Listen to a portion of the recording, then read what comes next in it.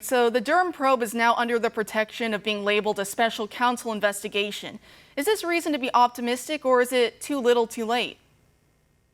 It's definitely too little too late. And I think it's worth noting that Bill Barr appointed John Durham as special counsel on October 19th of 2020.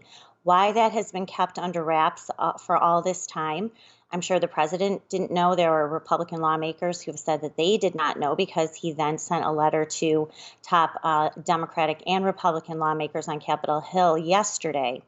So, what this amounts to is something that Bill Barr himself talked about in the spring of 2019, and that is that domestic election interference is just as bad, if not worse, than foreign election interference. That's exactly what keeping the Durham investigation under wraps for this long. He was appointed, I believe, in May of 2019. Bill Barr came out in September and said that any charges would be delayed until after the election. And now we find out that he has appointed John Durham as special counsel. We have one indictment out of that whole investigation, which was a Department of Justice lawyer who altered an email. Let's remember, it was Michael Horowitz, the Inspector General, who found out about that. That wasn't even produced by the Durham investigation.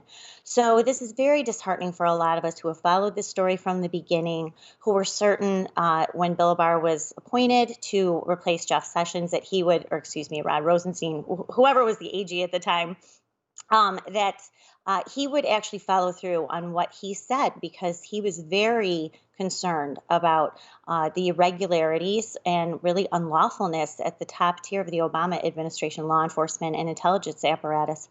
No, who would have thought we'd be sitting here December 2nd, 2020, with one minor charge, while people like Mike Flynn's life has been destroyed and other people unfairly targeted by the Obama administration. And now we see House chairmen such as Jerry Nadler, Adam Schiff. They're already saying that if Biden is indeed inaugurated in January, they're already telling him that whoever he picks as Attorney General should just fire Durham outright. I know making Durham a special counsel investigator makes it a little more difficult and, politically harder to do so, but of course they're charging full steam ahead with their calls. And it's funny to note that, for example, when it comes to Jerry Nadler, the reason he gave is that he said that Durham has been appointed as a special counsel to, quote, settle old scores. But as you were saying, we're looking around and we haven't seen anything settled. Nothing has been settled. And, Democrats never play by the same rules that Republicans do. We were the ones who had every Republican leader on Capitol Hill in May of 2017 commending Robert Mueller, what a stellar lawman he is, and we must protect the Mueller probe, even though everyone, including the FBI at that point, including Robert Mueller, knew that there was no such crime as Russian collusion. Yet they were backed by Republican leaders in the Senate and the House.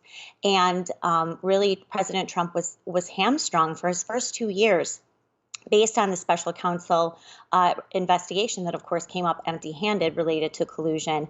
So Republicans not only play by the law, they play by the rules. They continually capitulate to Democrats. You won't see that in a Biden administration. And look, for people who are not completely informed about the details, Joe Biden himself was in on the collusion scam from the beginning, meeting with John Brennan in the Situation Room in August of 2016 as reported. He was in the January 5th, 2017 Oval Office meeting, bringing up the Logan Act violation against Mike Flynn.